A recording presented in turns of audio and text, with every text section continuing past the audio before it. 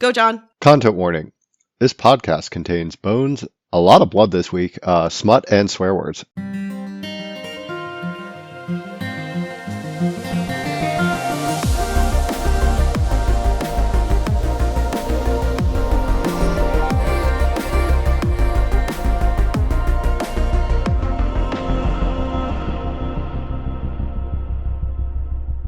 Before we get into the good shit this week with all the blood, we wanted to remind you that we have a Patreon. For just $1 or $2 an episode, you get extended games, brand new content, access to our notes and murder boards once we remember to do them, and much more.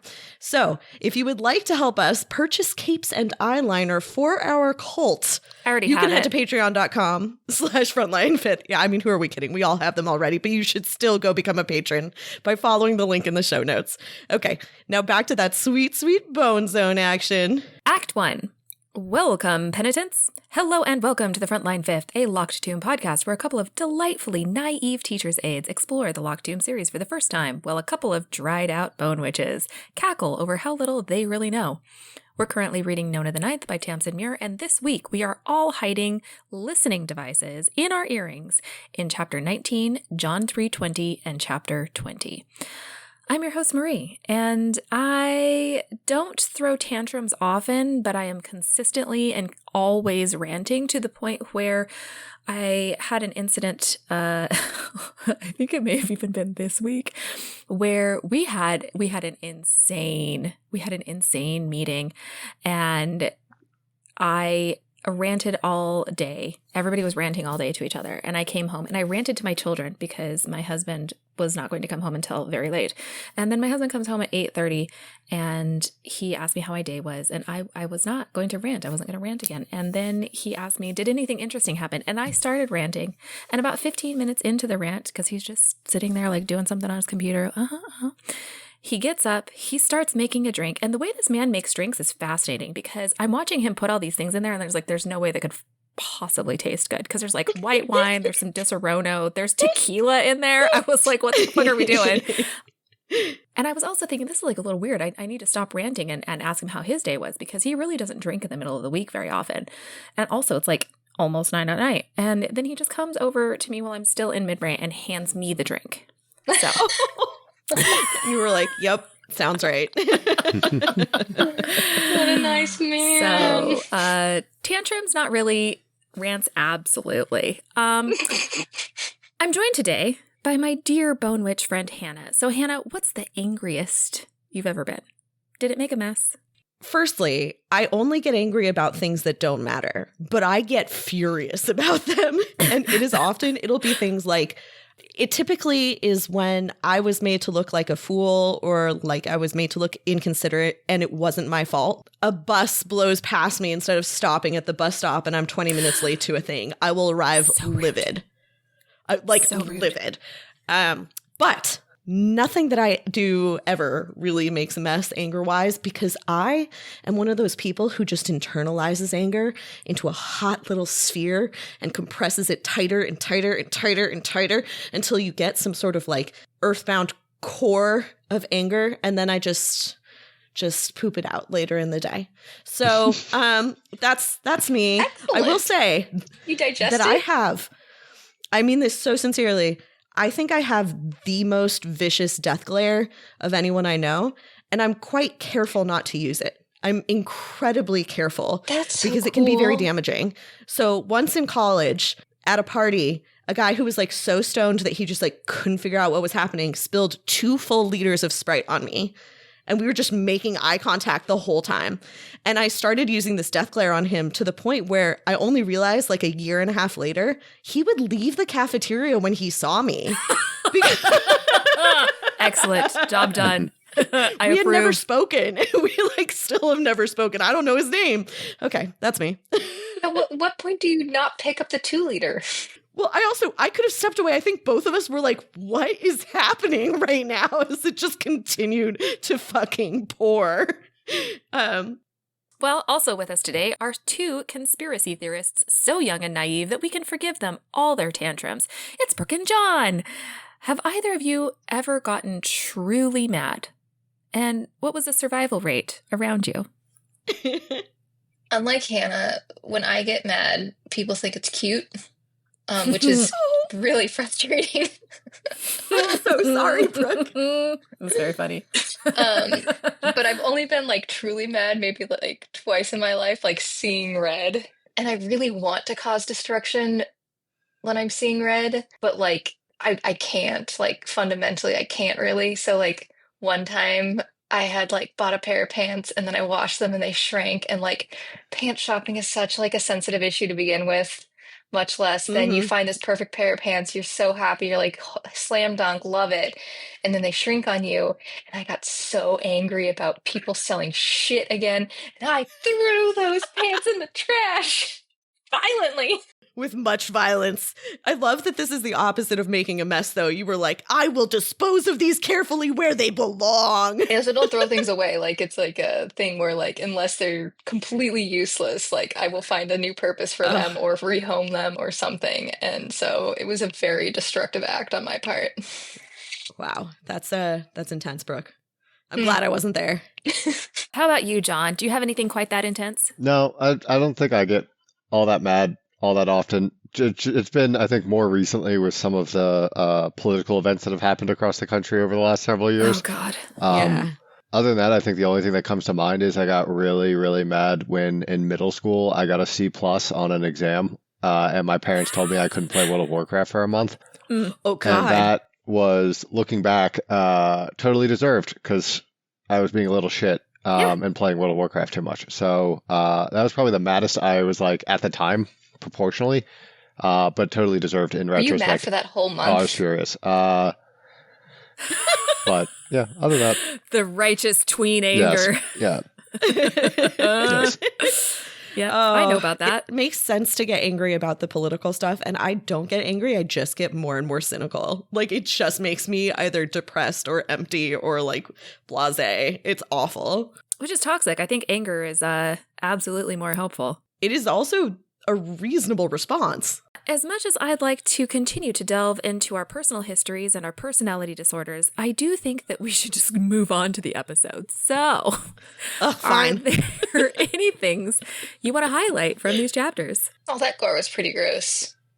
But then to like follow it up with like this little conversation, this sweet, sweet conversation with Pal and Nona, Yeah. gave me all the warm and fuzzies. This chapter 100% confirmed to me that, and there are plenty of X-Men with lame powers, Wolverine is the worst X-Men by far. The ability to just heal yourself over and over again and like bludgeon yourself upon a surface is like cool when you're fighting against normal people, like Blood of Eden. But as soon as you have other superpowered people, it's terrible. And I will die on that hill that infinite regeneration is a terrible superpower.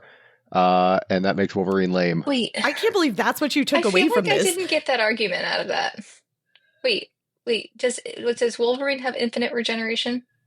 Yeah. Yeah, that's his whole deal, is like serious healing, and then Yes, also but like he could claws, just have but knives, we don't right? talk Like he about could just that. stab people with knives. Why do you think it's a bad? Why do you think it's a bad skill? It's because it's the worst of the X-Men superpowers, because it's inherently useless Is it? unless you're dealing with normal people and things that can be broken out of. Like if there's just a steel door there, Nona's not getting out of the room. It's just an inherently useless superpower.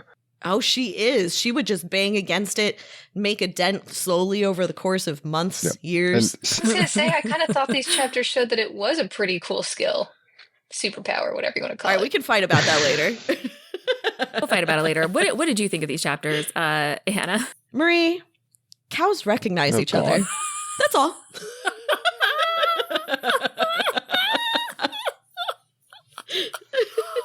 Yeah. My only thought is Nona's tantrum is the most terrifying chapter in this series for me. Just the way that it's written is some of the worst horror that like super affects me. It's amazing that like I have no problem reading horror, but if I'm watching it, it's an absolute nope.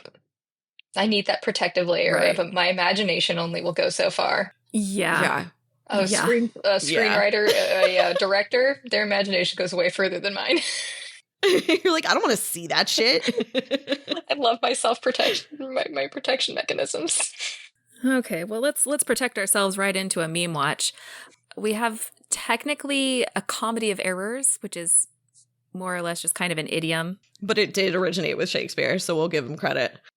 Kind of the same with like veil of tears. Exit this ghastly veil of tears. There actually is one actual meme, which is Pal saying, "I sincerely didn't want to look after your bedamned water bottle." I don't get this. I had no idea what this meant. This is most likely a reference to a Kanye tweet. What? Where that just like randomly comes up every so often, where he tweets in 2011, "I hate when I'm on a flight and I wake up with a water bottle next to me and I'm like, oh great, now I got to be responsible for this water bottle." Okay. What the hell? Okay. I don't. Okay, do you want to know my main complaint about that? It's not like the core of it. I actually understand the thing of like you wake up and there's something next to you and you're like, now I have to figure out whose this is and who to give it back to, and it's a whole thing. But does that happen on flights? Or do I've just never been in first class? Of why the tweet is a meme, because it's just something that keeps coming up being like, does this happen to you often, Kanye? Like, yeah, exactly. Why on an airplane? Like, I don't quite get why it's a thing. I do understand that the meme, like the tweet would keep coming up and up and up and up. Oh, yes. Because it's bizarre. And so I think that this is a meme. It's a reference to that. This makes me think that the editors were somehow like complicit in the whole memery thing, or like they have an understanding of them, because like you read this and it makes no sense. The only thing you can do is like go back to the author and be like, what is this? And they're like, it's staying in. It's it. Like, don't ask questions. Like, it is what it is. You just don't understand. You're not cool. Or they're like, that's funny, and left it. I think that there's a fair amount that the editors just don't know that it's a meme. This makes no sense otherwise. Like, there's no way you get past this. I'm with you. I actually assumed that it was somehow like a Kiwi phrase, because it had to be something, it had to have meaning, because it had no meaning in my life whatsoever. Speaking of, there is also something in the Kiwi corner, which is We Suffer and We Suffer says it's the swings and the roundabouts, which I think it was not that long ago that I said something of six of one and half a dozen of the other, which Brooke had never heard. And we decided it was maybe just a Mountain State thing. Yeah. And swings and the roundabouts is the same thing, means the same thing. I guess like the only thing I can find is that it's a reference to like running a carnival. What you lose on the swings, you'll make back on the roundabouts, like the merry-go-round. Huh. Okay. Yours makes more sense. It is just like a Britishism, a Kiwiism, swings and the roundabouts, meaning it's the same either way. Well, with that, please put on your raincoats and galoshes, because we are about to make a mess as we present Nona the Ninth, episode 12. Blood of Eden is quite impressed by blood and guts. Act 2. We're all legally appointed officials here, except the trillionaires.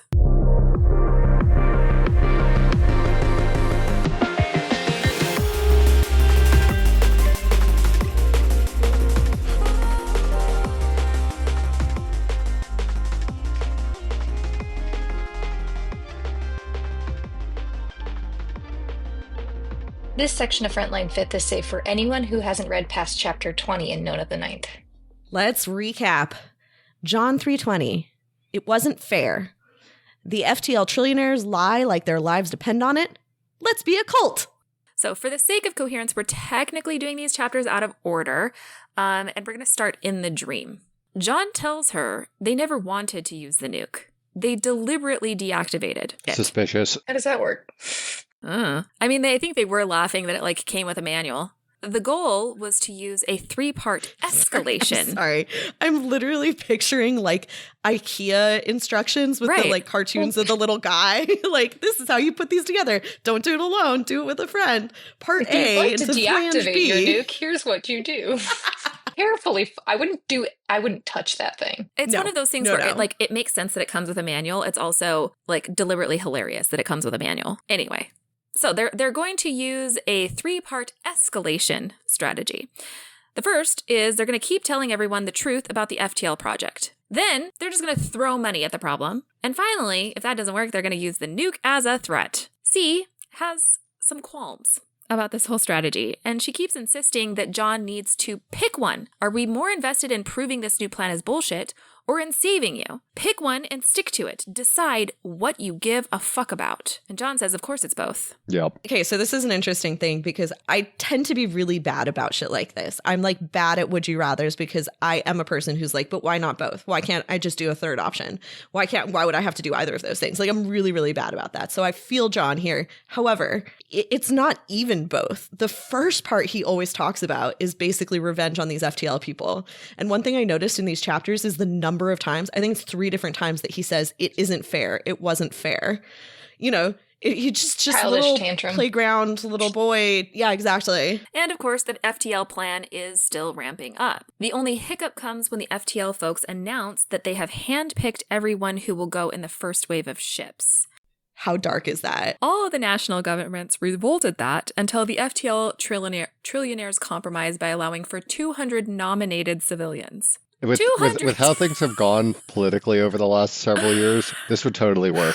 Like this would work so would work so easily on everyone. I love how the 200 mollifies everyone. The 200 also is obscene. 2,000 would be obscene. We're talking about a world of presumably 10 billion, because that's a number that keeps getting referenced in Gideon the Ninth. 10 billion people, and 200 of them can like get nominated to go, and everybody else is someone a trillionaire picked by hand. It's so fucking insidious. On the other hand, I would not want to be on that ship because I know who's on that ship. Right. Yeah. Not a great party. John's team pays some mercs to locate the FTL building site, which is also one of the phrases I appreciate in the book where he says, talk about some people who couldn't even find someone to buy weed off of, and we're trying to find some mercenaries. But it's okay because P knows some people who know some people. Of course she does. Look, if you have hundreds of millions of dollars, and I'm sure you can find some mercenaries pretty easily. Well, so the building site clearly does not have the materials or space, anything, to be building as many FTL ships as they have promised. Unfortunately, when they try to highlight this fact, the world asks the trillionaires their point of view, and of course the fuckers lie. I love this so much, especially with, again, I can't talk about the current political climate enough, but it's just like, what if we just lied to their face and then just kept lying? Right? What are they going to say? What if we just lied? Exactly. Yeah. They're like, we literally have video. And they're like, Yes. That's not what And you then think the it is. enlightened centrists are like, well, the answer's got to be somewhere in the middle, right? I am an enlightened person. Oh yeah, what's the middle between the liar and Yes. your eyes? The answer must be somewhere in the middle. Unbelievable. One of the things that still like stabs me in the heart, and I think it may have even been because the time that my mom told me this was because I had told like a lie to her or something, and she'd found out about it. And she said, you can lock up your possessions, you can lock up your house to protect against a thief. How do you protect yourself from a liar?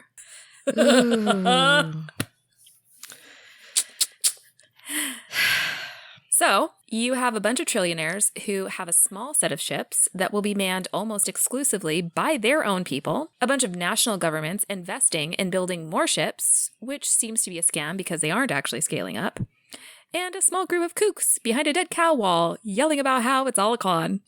Oops. So, of course, no one still believes John. So he says, they want to call us a cult? Let's be a cult. It only takes a little bit of eyeliner and a couple of capes. And cakes, possibly cakes. And possibly cakes. And he says, and so already has those. I think it was like N or something. N. Yeah, N already has. those. Yeah. Artist. Yep, the artist. And he pivots from trying to keep everything scientific. I also love, and I looked this up, he was like, I kept trying to coin pathenergy. Talk about a word that needs a histamine.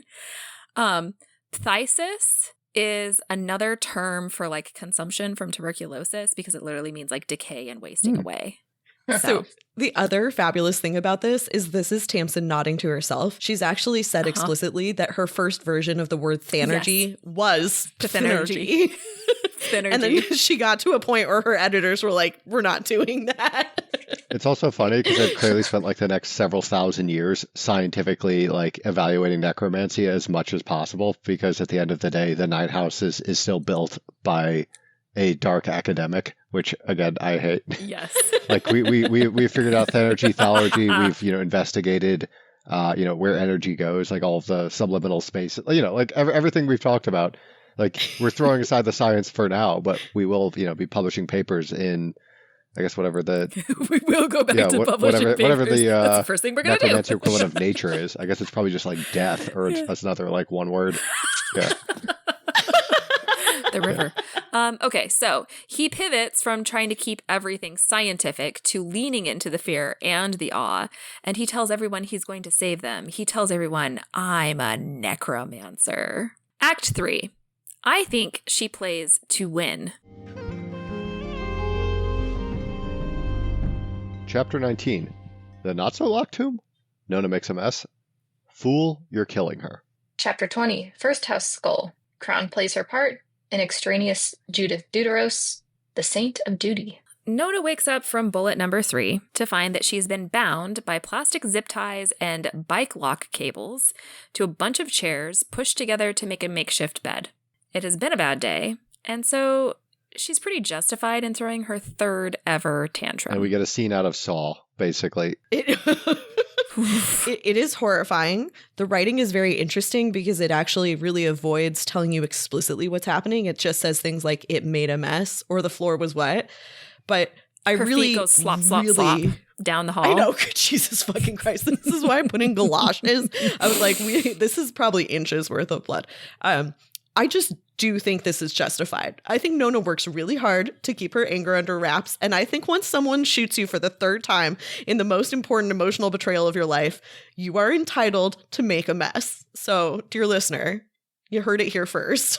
Team Nona, always. A Nona tantrum is a colorful Mostly affair. red. So starts out with she screams so intensely and loudly that her throat rips and bleeds. And then she yanks on the arm chain to the radiator until her hand literally comes off, as far as we can tell, which does bring up that apparently she does have limb regeneration, because also there's like Super fingers interesting. and stuff like left behind.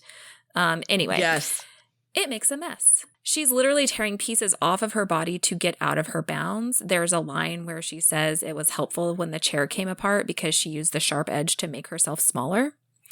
That's horrifying. It's wet and slippery and fucking gory as shit, even if the writing is not explicitly, this is how much blood there was. So I think gross. that's almost worse why because it's of it. worse. Yeah. Yeah. I It didn't leaves a reread lot for this. you to be like, oh no. Yeah, it forces you to imagine, to think about it. Also something weird here, and I think further confirms that Nona is like Electo, or the body of the tomb. Like there's some weird non-lictoral healing process, because similar to Gideon and John, she can regenerate limbs and stuff that she loses like a nervous system connection to. I think that's the Gideon influence. It's pretty unbelievable.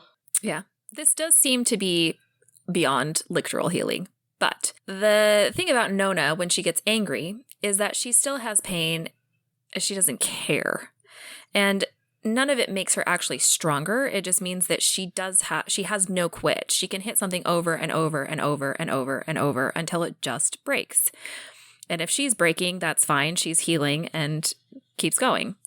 So she breaks down the door with a chair, rips off a chair arm, brandishes it like a sword in the face of the BOE guards who are right outside the door. And so, of course, the BOE guards shoot her again. Shooting number 4, bullet wounds 4 through 6 for anybody counting at home. And Nona slips. I'm going to be honest. That one I also think is justified. I think if someone completely covered in gore comes out of a room with 2 inches of blood behind them and they're brandishing a chair arm, this is one of the few instances where I get it. Yep. Yeah, that's full zombie shit. Yeah, so in this, Nona slips, but gets right back up and screams and runs at the guard, and somebody shouts to disengage, but she's screaming so loud they aren't probably even hearing that, so she gets shot again anyway, so that's 7 bullets. And she's screaming so loudly that the guards have to drop their guns and clap their hands over their ears. It's over their ears, over their helmets, which is fucking crazy.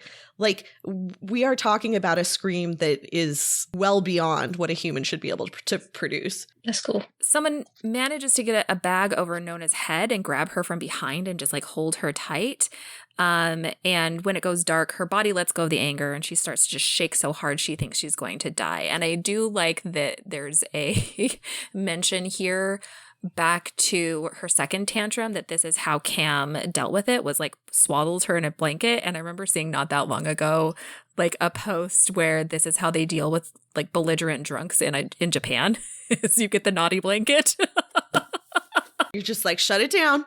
No stimulation. Just like, Yep. wrap tight. Well, I also went to thunder shirts for dogs Yes. that get scared. And while she's like about to pass out, she hears her own mouth say, "Fool, you're killing her." And then she passes out again. Yeah, what the fuck is that? Ooh, Is that like fool? You're killing her sounds like something Harrow would say. agreed. Well, we can get there. Can't wait. So, when she wakes up again, it's already morning, and she finds herself sleeping on the carpet in the BOE meeting room with its long table and portraits of BOE heroes. Palamides is there with her, and he explains that after Hot Sauce shot Nona in the head, Pal and Camilla had to do necromancy and operate to get the bullet out. They let Hot Sauce go, and BOE locked up Nona. Big mistake, obviously. She admits she saw the broadcast and the girl from her dream, and Palamides tells her that he would never beat her up with the broom handle because she wouldn't feel it. Instead, he'd give her magazines to charity. I did really love Nona saying, like, don't talk to me sadly and softly when we both really know you just want to, like, beat me up with the broom handle. And I also really love Pal saying, like, if Cam and I didn't love you so much, we would do Be worse. We would throttling give you. you a magazine. And giving your magazines away to charity. Wow. Knowing where it hurts. As if somebody But was it's more probably- serving than her. God, I love this attitude Nona has. It's also apparently like the first time that they've ever explicitly used the L word, that they love Nona. And she says it all the time. She says it to everyone, and it must be such a strange thing to hear it. All of this has raised some serious questions about Nona's abilities and her body and her soul and stuff. And so Nona admits to Palamides her secret, the one she's been keeping from everyone. Nona's dying. She only has a few days left to live. What the Dun, dun, How fuck? did you feel about learning that this was the big secret? It took me a while to like realize that this was the big secret, I guess. I'll be honest, I feel like I didn't realize it was the big secret until like a My second or second third read-through. reread. Yeah, when I Yeah, read through exactly. the second time, I was like, oh, this was that like secret they alluded to a few times, and that doesn't feel. It doesn't feel like a big enough secret. No, her communicating with Varun was way more big to me. No, I think the fact she's gonna die is a huge secret. I don't know. I was on there. I Yeah. was like, oh god damn it! What the hell? Like, I thought I had a month, but actually I only have a couple days. Whew, that's a relief. He's like a couple of days of what? Oh, life.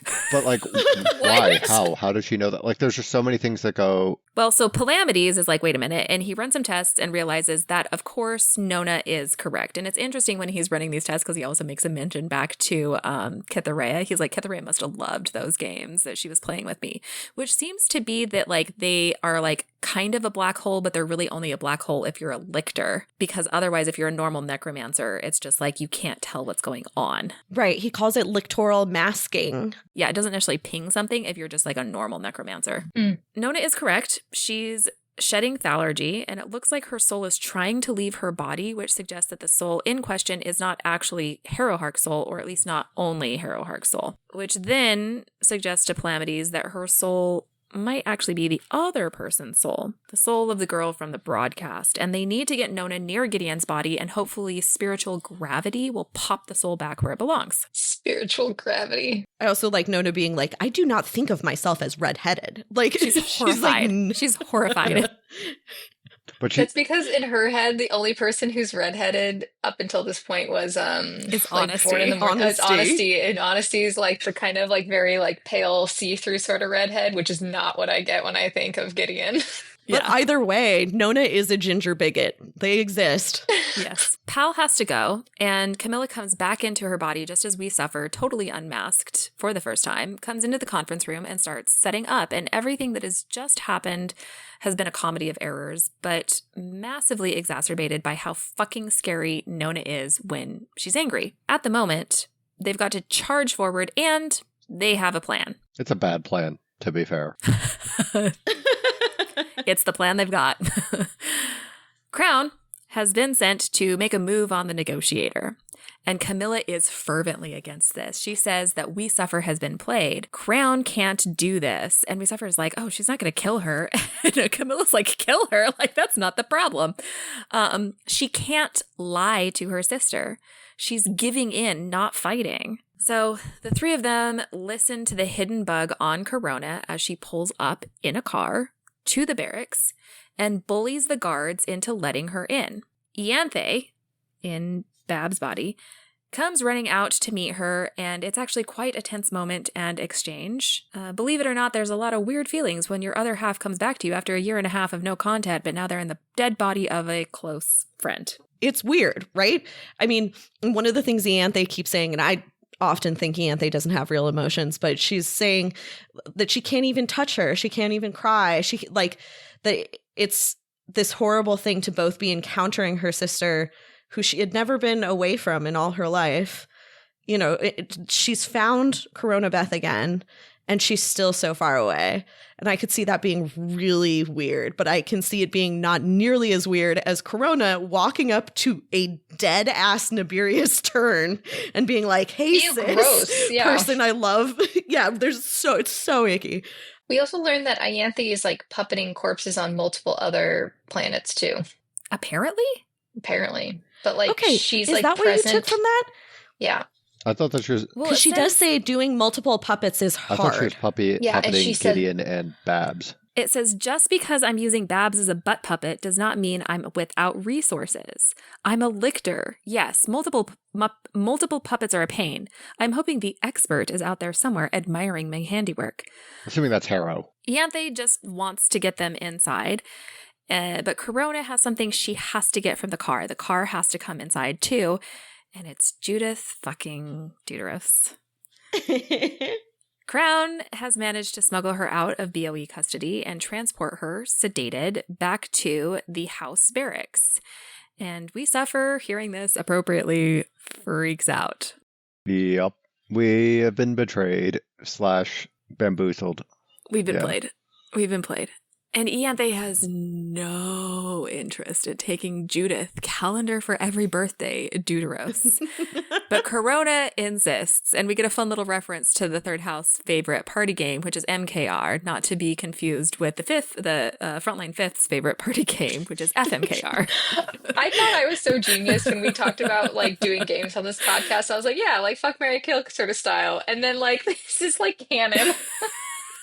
It is. But I will say that like when I didn't bother going to look back at it when we first started, so ours is resurrect, and I actually really love that theirs is reanimate. Because instead. how could you tell?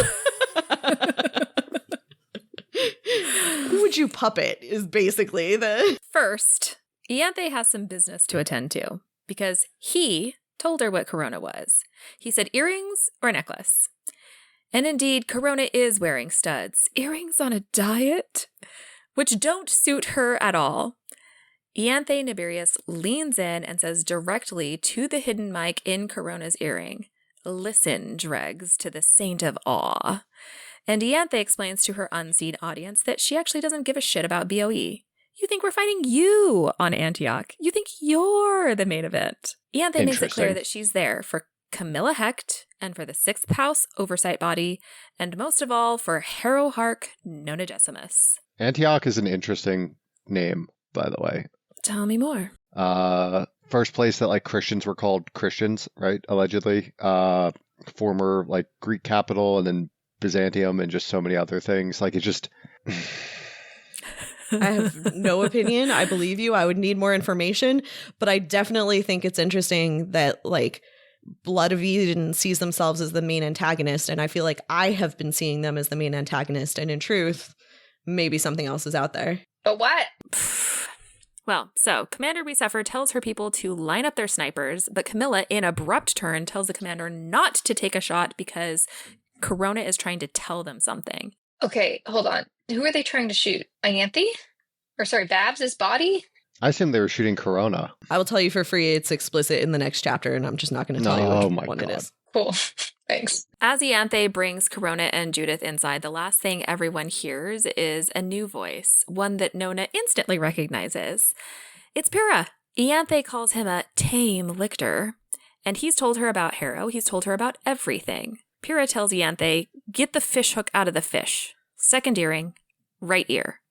And the line goes, dead. The gender here is interesting. Yeah. They always use male genders in this point. So I'm a little confused. I don't understand what it means that Ianthe knows they're tamed without understanding that means Gideon's gone. I read this as Pyrrha has tricked Ianthe into thinking that Giddy 1 is still alive, or at least like still partially And that there. Pyrrha's gone. Yeah, or something along those lines. And then the other interesting thing here is that fishhook is one of the code phrases that Pyrrha teaches them from earlier in this book. It's for a valuable resource that they need to go get. Oh my gosh. Oh my gosh, John. What a memory here. Gold star, John. Did you want to know the other secret code? Deadweight is the term, which is not in the same one where they say fishhook, but it's in I another missed that part. one then. Deadweight is the all clear for that week. So he says deadweight, kill her, deadweight, when they're talking about Judith, and deadweight is the all clear code word. And then later he says get the fishhook out of the fish. And that is the code word for come help me get. Come help me get what? Valuable resource, Which he was using is a for term they had cigarettes to and liquor. retire. Yeah, exactly. What matters to Pyrrha? But I have so many things to say, but I'm going to say them to Marie. So, Oh my god.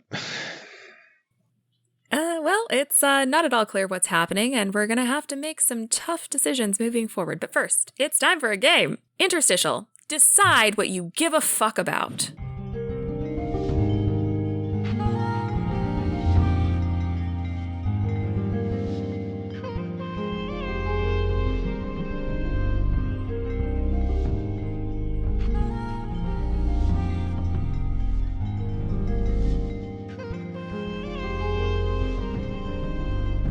This week, C takes MVP for all of us with her incredibly important demand that John figure out what really matters to him. It's all about priorities and values, and to honor C's serious and thoughtful questions, we're going to make some tough decisions of our own. That's right, we're playing Would You Rather Necromancy Edition. sorry, it's so stupid. Starting out, I think this is going to be a free-for-all. Would you rather date Camilla or Palamides? I know my answer immediately. Sam. What's your answer? What is it? Cam doesn't talk enough, and I would feel like she's continually always judging me, which she would be, and so it could only be Pal. I think it's Pal for me because Cam's not open enough with her emotions. I'm picking Cam. Straight white man. This is Cam. Yeah, this is my problem. So I'd rather have sex with Cam, but I'd rather go to dinner with Palamides. So for dating, I think I will date Palamides, but we have an open relationship. Not exclusive. Fascinating. Okay. Would you rather be born into the 8th house or the 9th house? Bleak, honestly. For me, it's the 9th house. I like gothic aesthetic better. And I just can't with zealots. But I guess they're both zealots, so I probably just can't. I'm doing 9th house, and hopefully I'm one of the people that are killed immediately to power up Harrowhark and call it a day. I've said this before, I'll say it again. I have zero desire to live in a post-apocalyptic future. What do you have, Brooke? 8th. A reasoning? I'm not doing skull paint. It's literally just for the makeup. That's it. That's your only reason. See, I'm Incredible. like, okay, do you want to have there's probably enough, but you're forced into asceticism, or do you want to have you are literally starving? I feel it probably 9th in that case because I'm just really not good at self-control. Okay, great. Would you rather have your skeleton be a bone servant forever after death, or have your soul on tap to be called for consultations in the 5th? Immediately know my answer there. Same. Yeah, I know this one easily. Are you guys consults? No, I'm bone skeleton. 1000%. No. I'm a bone skeleton. Skeleton. Skeleton. Yeah, Marie's the consult. After you die, your Yeah. bones are for everyone, all right? We're, limited resources, all right? Your bones are a communal resource. ¿Por qué no los dos? You could use my bones, and you could call me back every so often. I'm into that. I don't care about what happens to my bones at all, but once I'm dead, You're no longer working. do not be calling me. I get to sleep. I'm done. I fucking worked my whole life at being available to people. Once I am dead, leave me the fuck alone. Okay, I've got a good one. Would you rather have soap made of human fat or leather made of human skin? I have an immediate one Leather on made this of human one, too. skin. I can't believe you Leather, asked. 100%. No question. I would gotta go never feel soap. clean with that soap. I would never feel clean with that soap. I feel fat. Yeah, the soap too. Hannah and I are in agreement here. Yeah. You'd rather have the soap? I think so. Yeah. I don't know I don't why. want to have to. Ugh. I think it would upset me more to touch. It would be so much more obvious touching leather that you're like touching human leather. Yeah. I don't know You why. could pretend that it's something else. Okay. Would you rather be trapped in a river bubble with the necromancer's marriage season or with Atlas Shrugged? Atlas Shrugged would obviously give me the motivation to pull myself up by my bootstraps and escape the river bubble. Oh, gosh. I don't know. I kind of think if Pal could do the necromancer's marriage season, I could do that too. That's you and me, Yeah. Brooke. Yeah, Does, the I'm doing. does the necromancer's marriage season make you Ayn Randy? No. No, I would be doing Pal and like making my next, like writing on the wallpaper and making my rewriting it. Okay. Would you rather have Ianthe do your hair or Babs do your tailoring/styling? Again, Tailoring. these are so easy. Yeah. I want the tailor. No, I'm Oh, Babs is my Ianthe tailor. doing my hair. Do you know how much of a premium it is for a middle-aged white guy to have like ever-growing hair? Like, True enough. oh my god, if I The stakes are just Yeah. different. just give me a glorious head of hair, even if I have to get haircuts every week, I would love that. Would you rather go to a party on the 5th or the 3rd? 5th. I feel like 5th would Okay. be like a Hobbit party. I'm yes, down. I could see that. So here's the thing. If you wanted to actually like party, like if you wanted to get drunk and go dancing, it's on the 3rd. If you wanted to like play board games, have awesome food, and there's live music in the background, and there's some, I think Hobbit party is the way to describe it. It's the 5th. So Third mine house is seems depends like on it'd the be day. All the mean people. Yeah. Listen, Yeah. with our Sometimes group of that's friends, fun. I've been to at least a dozen 5th house parties already in my life. I'm going to the 3rd house. Come on, John. That was uncalled for. Nope, it was fair. Okay. Would you rather play board games with Cam and Corona or go to a party with Ianthe and Pyrrha? I would rather go to a Yep. party with Ianthe and Same. Pyrrha. Yep. I don't think I want to Agreed. hang out with Cam and Corona together. At a party? No. Nope. No, but like playing board games with Nope. Cam and Corona. Nope, I want to sit in the corner with And Ianthe mine and is depends Pyrrha on the day. and Pat and Past Judgment. I would love to play board games with Cam and Corona. I bet they go hard. I bet they go too hard. Okay, I guess you're right. I'm going to a 5th house party with Cam and Corona, but I'm going to a 3rd house party with Ianthe and Pyrrha. Okay, yeah, cool. We like that one. Oh, Hannah, would you rather have a threesome with God and Mercy Morn or God and Augustine? And I say, leave God out of this. I would rather have Mercy Morn and Augustine. Ooh, great answer. Put me in, coach. That sounds more Mine is fun. God and Augustine. Easy. I think it's got to be Mercy because she has a way with bodies. Yeah. If she's invested, that sounds right. Yep. I am. God, that's such good argument. That is the logic there, infallible. And I just feel like every time I saw her, I would roll my eyes and immediately get turned off. Like it would.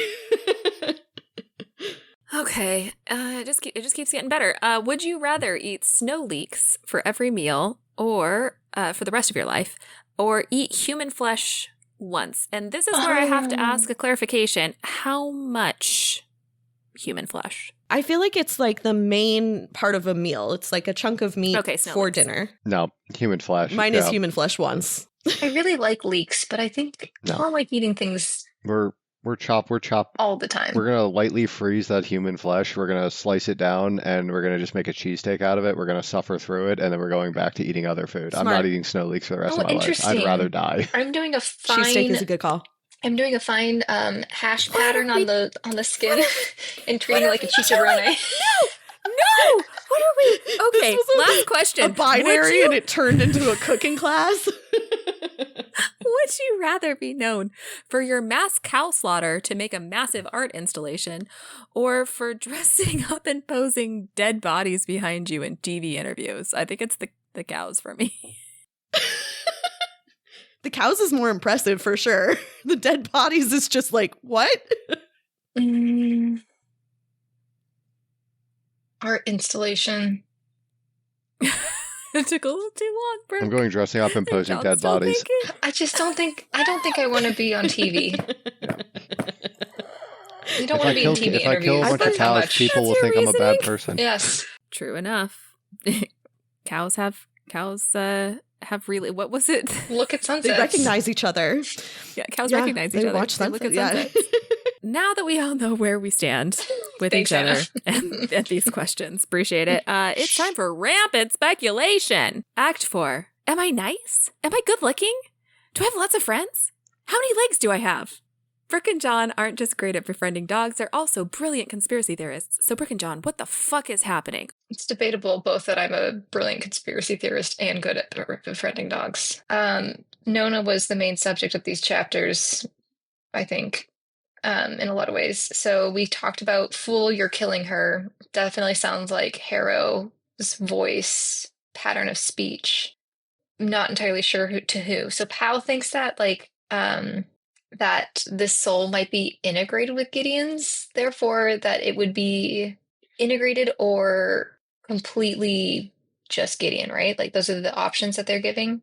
I think Pal is just like especially after this most recent chapter, he's just categorically incorrect about what Nona is. I think he really seems to think that that there's two options. He can't seem to like get outside of the box of it either being Harrow or Gideon You think so? I kind of thought there was a or a mix of party. the two with like memory loss, right? Like it seems like he doesn't seem to think that it's like, or hasn't thought about it being Electo/Nona being like the body in the tomb, right? Like that's not even on his radar. It seems like his focus has been on Harrow, on it either being like Harrow's body with like Harrow with amnesia, or Gideon's soul in Harrow's body with amnesia, or like some type of like, soul development thing going on there. He doesn't seem to understand what actually he seems to like maybe leave a Nona little is. room for that, but I think you're right that like he doesn't know what it could possibly be, so it's kind of hard to dwell in that like complete unknown. Yeah, can I point out that like I don't know. I do not know what Cam and Pal know about the tomb. I don't know if they know what's in there, who's in there, or that Harrow's ever been in And there. they've made an allusion I to don't it know at if some point, any of right? that is in play. Yeah. So yeah, I mean, They talk about. There's something important back there. It I always just like comes back to the tomb or something is what they said in a previous chapter. yeah. So I think Pal is just like we can't take anything he says as like what is actually happening, because he's just operating off a completely different set of facts than we, the reader, have at this point. Because he seems to think that when Nona dies, like Gideon's soul will jump back to the body. Basically something will happen, right, if we get it close enough to Gideon's body. Or Do you think it's going to work? no, because I don't. I think that's got to be in the future chapters. They are trying to make that happen, right? Yeah, I mean, I'm still like in the like Harrow's soul is attached to the tomb right now, and we don't know where Gideon's soul is, and it's Electo is /Nona is in the body, or is in Harrow's I think body. Harrow's in a river bubble, technically. That looks like the tomb to her. Interesting. I don't think she's physically in the tomb, Yeah. personally. Although maybe she is, considering the whole, like, how many days before the tomb opens. But is that a literal thing? Because you think God shows up at the ninth house or something to open the tomb? Yeah, well, so that was another thing. It's just like, Because we don't know what... why would Nona, like, I think Nona dying is separate from the tomb opening in her mind, if that makes sense, because like I don't think she's like she doesn't know the tomb is going to open. She doesn't sense the tomb opening. Yeah, she's just going to die and agree. something will happen, right? Like the tomb opens when she dies, perhaps, or her her dying sets in a cascade of events that leads to the tomb opening. I don't think it's like she's not like a prophecy where it's like I die and the tomb opens, right? Like she doesn't know that or think that. At least that's how I read it. So it just. Well, actually, maybe the tomb opens because she dies or something. Maybe that's like part of the wards or something. Her death triggers the tomb opening. Assuming Harrow's body dies, will Electo's soul like snap back to the body in the tomb, and now the tomb is open. And so she could come out. Yeah. This is all very. You have a second bullet point here, which is why is Nona Cam meeting with the messenger / the angel so bad? The angel is Blood of Eden. She we've had comments in the last chapters that she represents millions, or they represent millions. What does it mean to be Blood of Eden? Yeah. We don't understand their origin all that well. My calling my shot of the week is that, especially with how much Blood of Eden seems to want to do callbacks to the original Earth and original culture, that the messenger is the person that tries to keep as much of the original culture as possible. She's the oral record of Blood of Eden or something along those lines. Yeah, we have a little bit of knowledge about the angel's upbringing on that different planet and her role as a zookeeper. Let's see, hold on. Being Blood of Eden, we know Blood of Eden kind of started with Sourcegram, who was, Cassiopeia or something? Is that right, Hannah? Blood of Eden has had contact with Sourcegram that was important about 6,000 years ago, but they've existed for longer. Oh. I'm still on my, Blood of Eden is a natural response to a genocidal god, going through the universe trying to murder everybody. That's a natural. But she has an implant that's necromantic. So maybe that's part of what it means to be Blood of Eden, is to have whatever this implant is or does. She never answered that question of what it is, which might be why it was so dangerous for them to meet, right? Yeah, and the idea that if she dies, necromancers can't use her body or can't get any information from her, would. And she became that way, it looks like. And it would have happened through interactions maybe with. God, I don't fucking understand this. Maybe she's just at the middle, she's just she knows every somebody has to know all of they're so segmented and siloed that somebody has to know all of it. So maybe her thing is that she's literally the go between all the different planets for BOE or something along those lines. She's the literal messenger. She's the one that carries messages between planets, or the messengers from past generations of BOE. Yeah, something along those lines. Oh, that's interesting. So the implant could even be something like what Judith Deuteros has implanted in her, which is just a little record-keeping tube or something. I don't know. Yeah. Although that seems like you have to have necromancy to access it. Anyway, weird. Okay, let's talk about what we think is going to happen.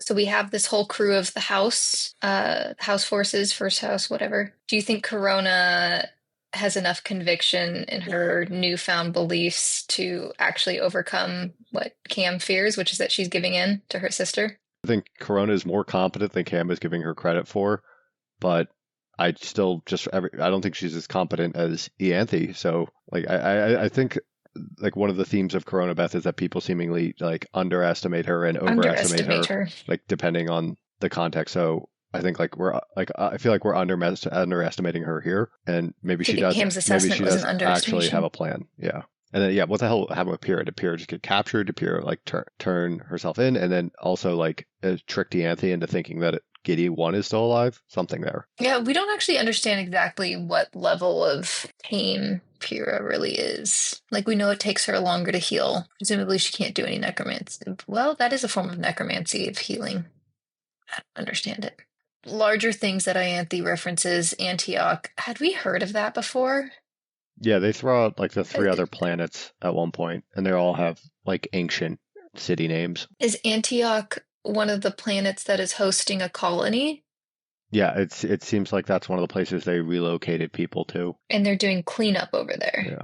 Well, Blood of Eden was involved, but it sounds like they've successfully put down whatever they were dealing with, but it's very distinctly not Blood of Eden was the issue. Do we think it's got something to do with those random wide-eyed creatures? Maybe. Those still have showed up once and then have never made an appearance again. Way to freak us out and then just dump them. We still don't really have any context for why God is doing what he's doing. Yeah. And he's having a dysmyriad crisis. What has God been doing for 10,000 years besides conquering planets? If it's just vengeance, then sure. But we've got to be missing some large piece. If I could do the foghorn leghorn accent, this would be there's a hole in the donut here, and that donut has its own hole, and I just don't understand what's happening. I'm wondering if the midlife crisis or mid crisis myriad is God is God rethinking lictors? Is that what he's trying to figure out? Because you have a note here that's is God upset about Gideon Harrow losing lictors? It's functionally he has just Ianthe, right? Like that's the only lictor under the umbrella still. And Harrow Gideon is kind of dead. Is his crisis over like learning he had a kid and then losing it? Like I could see that being a thing for some reason. Like I think he has emotional attachment to like random shit, including this vengeance. Yeah. Is he wondering if he? I wonder if the crisis is should he do resurrection again? Right, like resurrect his kid. Yeah. Or, oh God, can you imagine if his approach is like nuke it all, try it all again? What was the beginning of this book? When everyone who fucked with me is dead. That's what mourning is. Empty's just another word for clean. Ugh. And that lemon smell, I always think they think is lemon pledge. Yeah. Clean. I gotta tell you, I think we should not dismiss the possibility that Jod is just buying a motorcycle and sleeping with a much, much, much, much, much, much, much younger woman. Ugh. I mean, he kind of de facto has to. He doesn't have There's anyone no his no age longer left. options. I guess there's Piro, but she's MIA. Yeah. Giddy one. Well, I think that's actually an interesting point. There's nobody from his original crew left now, right? Besides Pyrrha. And he thought Pyrrha was probably dead, or they didn't know about Pyrrha. So, like, maybe his crisis is like all his friends are dead, or his resurrected friends. I don't think he cared about his friends. Well, and how many of them did he kill? True. They were always tools. They're dead bodies. Like, think about, like, they were resurrected by him. With and given some personality new changes. histories.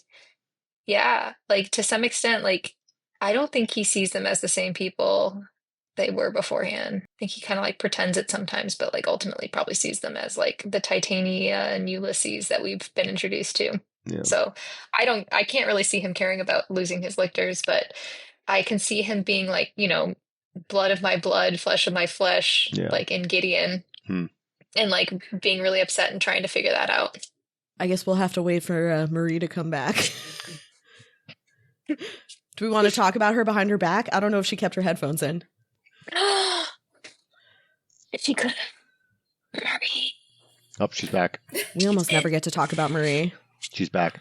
I want Marie to style me. Damn it. Oh, she was back. Now she's not back. You want me to style you? Or do you just want me Yes. to make you weird like Ms. Frizzle things? Both. I just, you know, as much as I want Babs to style me, I really want Marie to style Love me. Miss Frizzle. She'll deck you out in Which I think tardigrades. is hilarious because I consider myself as having challenges with style. But in any case, okay.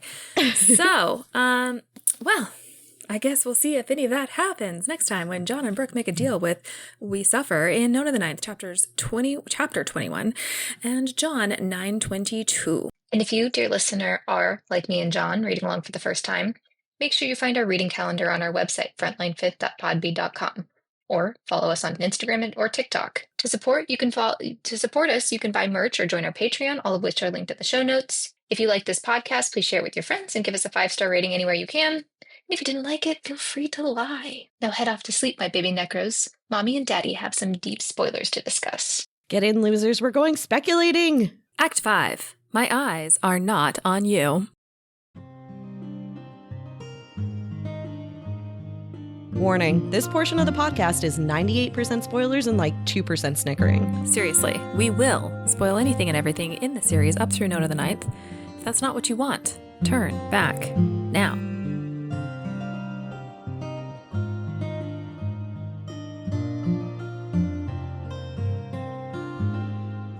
Amazing. We have 15 minutes before I have to feed my family. Yeah, we can do this. There are some really quick things about Nona's tantrum. I actually really liked that the like symbol at the beginning of this chapter was broken chain on the tomb, because it does feel like Alecto is breaking through. I do find it interesting that then the next chapter is First House, which I think is both Nona and Ianthe and Pyrrha. Yes, you're right. That's like hitting a bunch of things. That's a great point. I also I thought it was so fascinating that our newbies read "Fool, you're killing her" as the kind of thing that Harrow would say, which I guess is true, but it actually seems harsher than Harrow. And it's like one of the first times where I feel like I get the whole Alecto inhuman anger kind of thing. Yes. And I think it's interesting because and after all, she was really only talking to herself. Like, this is like pretty much the confirmation that we've got a split personality in Alecto. Like, Nona is distinct from Alecto, and Alecto is the one that's saying fool to Nona of, Yes. look how you're misusing this body. You're killing Harrow. Yeah, 100%. After, when Nona is discussing this is only her third tantrum, and her first tantrum she didn't really remember, but everybody remembered her second.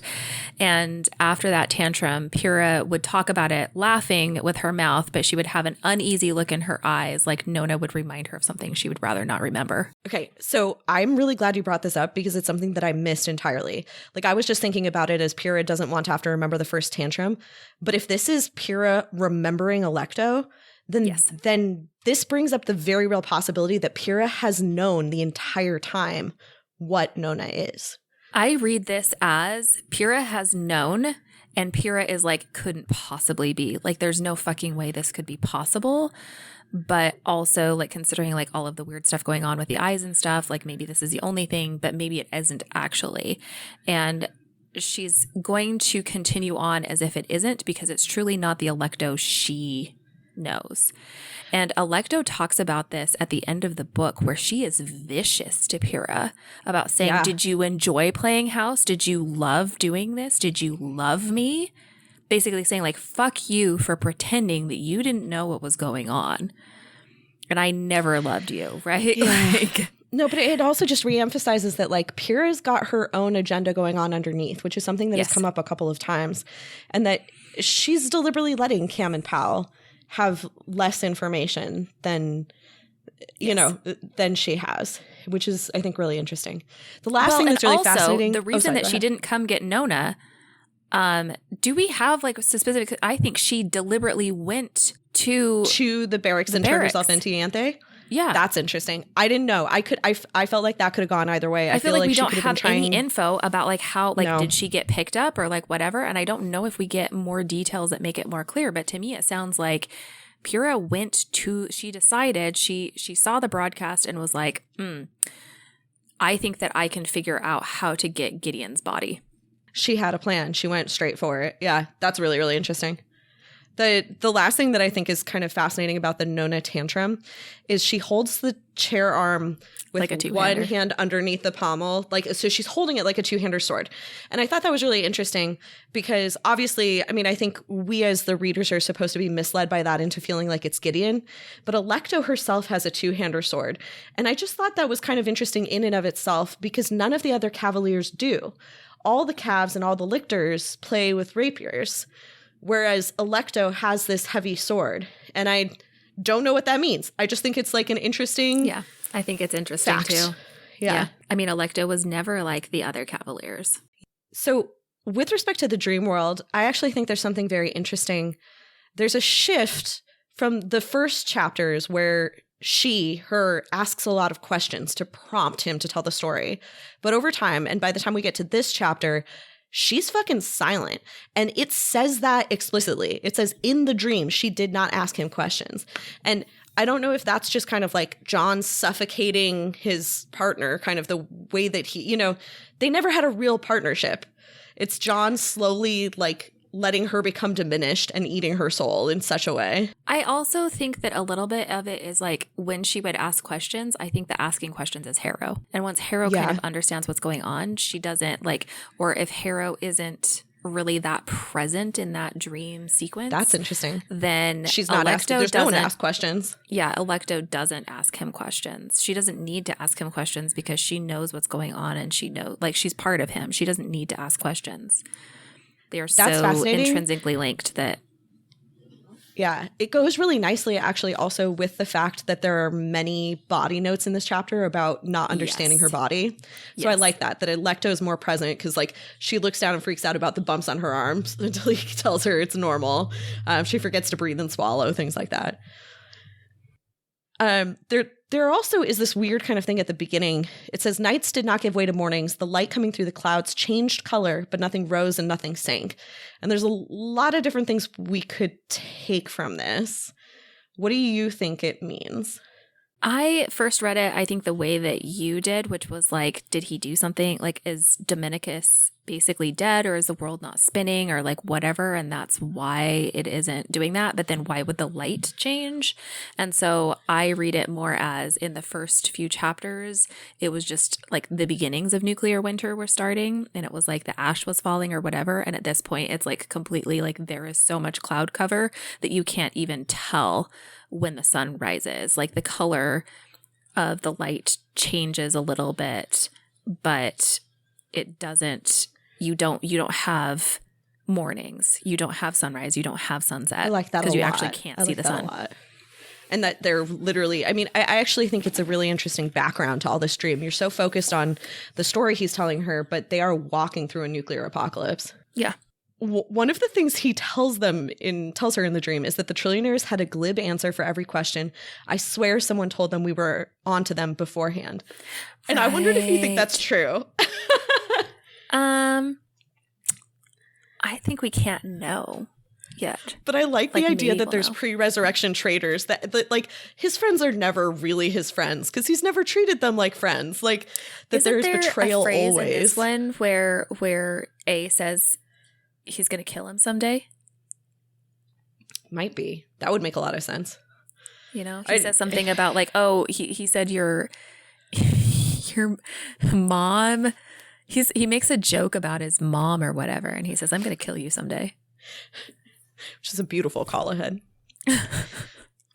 Okay. I have a very, very weird thing I want to discuss with you about the angel. So it was brought to my attention, I think last episode, by one of the newbies that like Noodle himself seems to be important. So for example, one of the arguments that the angel makes to Mervwang when she's trying to get them to stand down is my dog is in here. Right. And then here, We Suffer describes her this way. All you need to know is that they are the one with the little arboreal dog who is elderly. All you need to know is Noodle. Like, it's such a, what the fuck? That's insane. So I will. I know. Would like I wonder to bring if this up, is like Tamsin pulling a teacher on us in terms of like you and me in the first book where we were so obsessed with teacher, and then Brooke and John were like off in the weeds about teacher. Yes, that we're just getting led. So important, and it was like, no, he's just funny. Like, I feel like this is Tamsin. Totally possible. This is totally possible. I did want to bring this up, and I apologize because I have not gone back and looked for which listener this was, but one of our fabulous listeners sent in a theory about Noodle being a reference to Canaan dogs, which is this specific breed of dog that basically has existed for thousands and thousands of years. So dogs nearly identical have been found from excavations that are over 9,000 years old in the Middle East, in Syria and in Israel. And there's all of these things about them that are really, really interesting. So from Wikipedia, I will quote, "At the time of the diaspora, the Israelites were forcefully removed from their land and, according to oral tradition, had to leave behind their dogs, which reverted to the wild." There's something about like leaving them behind, which it feels like the FTL. It feels there's something there interesting. Yeah. And then really interestingly, the Ashkelon Dog Cemetery, I encourage you all to look up because it's amazing. So there were these excavations in Israel that unearthed an ancient animal cemetery where there are at least 1,000 dog skeletons that were carefully interred. And they are anatomically similar to the Canaan dog. So people actually wonder if they were revered as sacred animals. There's just something really interesting about Canaan house, Canaan dog, and Noodle. And that's all I have for that. I love, and I think that's all we need. Yep. We do need to talk about Corona very briefly. So while in the background, my dog skitters around. Yeah, you just hit your head on a coffee table. That's what happened. Actually, our newbies just talked about how much people underestimate and overestimate Corona, and I think that's right. Cam says Corona can't lie to her sister. Ianthe thinks it's funny that anyone thought Corona could fool her. I think they're both wrong. I think that she knows exactly what she's doing. Because you said she's trying to tell us something important, isn't she? Oh, we do know this. We learned this immediately. That what she's trying to tell them is that the reason she brought Judith was both because she wants Judith, but also she brought Judith because that's where the other bug is. She knows that she'll probably get found out. Yes, I think that's exactly right. She has like plans within plans. She's got multiple steps here. And so Corona says at around the time when Camilla is like, wait, she's trying to tell us something. Corona says, about Judith, she always listened to me and I owe her. And obviously in the context of the conversation with Ianthe, they're supposed to be about Judith, but we explicitly know from the, not the unwanted guest, that's not what happens. Yeah, Judith is a terrible listener, an awful listener. She doesn't know her shit. Whereas actually, I think Camilla, like, I wonder if this is a direct call to Camilla or if it's just trying to use listen to me and listen in the same breath as talking about Judith's body. Either way, I'm impressed Cam picked up on it and that, you know, she didn't get shot. Yeah. We already talked about multiple puppets. Unclear about what's happening there totally. Yeah, why would she need multiple puppets? Unless she has multiple puppets because there's several of these types of things going on. And it said that she was like, why is Corona? Like she was surprised that Corona is on New Row because she's looking for her on all of these other planets. So I wanted to ask you that too. Is that... are. Like, do you think that's the main goal of all this? Is Ianthe trying to find both Harrow and Corona? Or do you think Jod actually gives a shit about it at all? No, I think they want Harrow back. And they also want, because the Sixth House had the break clause and obviously had a plan to leave, they want the Sixth House back to be like, what the fuck do you know? Got it. So I think that they truly are, like, I think she's right that the only thing she cares about, she doesn't care about any of this other politics or anything else that's happening on there. She only cares about, I need the Sixth House back. Yeah. And we already talked about Pyrrha's code words, but we also should talk about Pyrrha's demeanor, which is exactly the way she fakes being Giddy One in Harrow the Ninth. It's these like one-word sentences, super abrupt, it's no wonder that Ianthe thinks that she is some version of Giddy One. Well, and it's also like, because I wrote down, because I was looking for the code words, because I was like, I know fishhook is one, but I think that there's another one. So I'm glad you found the other one. Yeah, the only thing is that Pyrrhus playing Gideon says is she says silence. And then in response to like talking about like, oh, we got to bring Judith, she says, kill her, dead weight. And that calls back to a previous conversation where it's like, I think it's on day 1 where she says, roll call, what's this week all scattered word? Lowdown, said Camilla. And the all clear? Dead weight, said Nona. So like that's saying like everything, like you should come in, like all clear, like, yes, it's safe to come in. And then of course the other one, which is get the fish hook out of the fish, second earring, right ear. And fishhook is important resource. Come help me get it. The other thing that like I think should have been a flag right away is that Pyrrha supposedly tells Ianthe about Harrowhark, which of course is massively misleading. Doesn't tell her about Nona. Right. Tells her about, So like she's setting them up so that they can actually do what they're going to do next, which is infiltrate. And it's funny that I don't remember the exact details given how many times I've read this book, but I don't remember if like, I feel like Ianthe is sure that it's Gideon, that she doesn't know, except she does know that Gideon died. She knows Gideon died, but wait, what do you mean she doesn't know? Pyrrha doesn't know that it's Gideon? No, that Ianthe. Oh, sorry. We're talking about Gideon the Saint of Duty, not Gideon Nav. Correct. Okay, I misunderstood. I was like, she knows that Gideon's soul is in Gideon's body because like they've been hanging out and making friendship bracelets. Sorry. So what was the question again? Does Ianthe know that Gideon, the Saint of Duty, is dead? I don't think so. I think that if I were Pyrrha, what I would have done is gone in and convinced Ianthe that their soul had been massively diminished. She doesn't know because the last time that Ianthe saw the Saint of Duty was when Pyrrha was playing him, and then Augustine, like they have that whole conversation, and then Augustine pulls the Mithraeum into the river. Right. No one knows it's Pyrrha at that point. That's a great point. She legitimately thinks that Gideon died after everybody else left the river, and the only reason that Pyrrha popped back in was because Gideon was dead. Yep. Okay. Yeah. Cool. Which does bring up, though, why does she think he's a tame lictor? Like maybe clearly he's able to function, Pyrrha is able to function underneath the shadow of Varun. So I wonder if she knows that he's a broken lictor somehow, which was something we had kind of like talked about and theorized. There's some weirdness, obviously, with how his lictorial power actually worked. If you think about, for instance, when Pyrrha's there, the like degree of healing. But Pyrrha has convinced her that something is off, something is different, but it is Giddy One. Interesting. Okay, well, Act 6. See you next time, my little nunlets.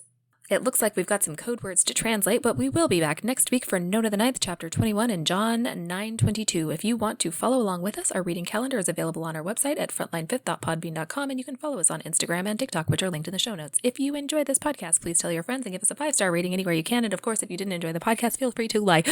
We have a Patreon, which you can join for access to bonus content every month. You can become a patron, which is how you get access to all of our code words once we think of some, at patreon.com/frontline5th, and you can check out our merch at our Redbubble store, linked in the show notes. Finally, if you have any fun theories that you'd like to share with us, feel free to email us at frontline5th@gmail.com. With that, I'll just remind you not to unlock any tombs or enter any doors without a permission, because, ghosts. Bye!